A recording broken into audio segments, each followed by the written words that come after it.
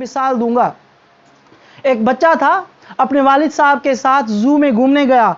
जू में जब घूम रहे थे तो घूमते घूमते शेर देखे, मॉन्कीज देखी, अलग अलग जानवर देखे। जब आए ना, देखा कि एक बड़ा सा हाथी है, एलिफेंट है, उसके पाँव में छोटी सी एक जंजीर बंधी हुई है, छोटी सी एक रस्सी बंधी हुई है।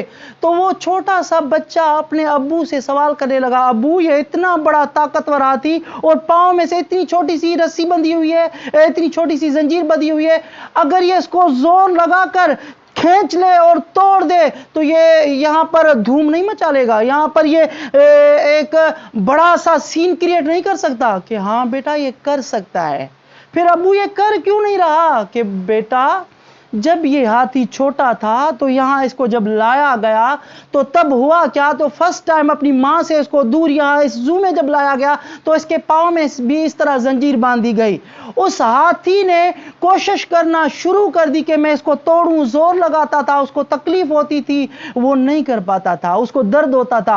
आहिस्ता आहिस्ता उसका माइंड सेट ये हो गया, अब ये इतना बड़ा ताकतवर हाथी बन गया है, इतना पावरफुल हाथी बन गया है, लेकिन वो बचपन से उसका माइंड सेट बन गया जो उसके पांव में इतनी सी जंजीर बंधी हुई है, छोटी सी रस्सी बंधी हुई है, अब ये इतना पावरफुल है कि इस तरह 100 रस्सियां भी हो ना उनको तोड़ सकता है।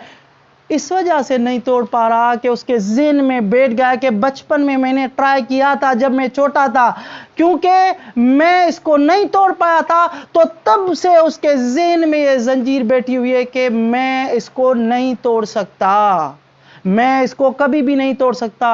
यही लोग हमारे साथ कर रहे होते हैं, बचपन में हमारी कंडीशन बना देते हैं, बचपन से ही हमें कहते हैं कि आप नहीं कर सकते हो।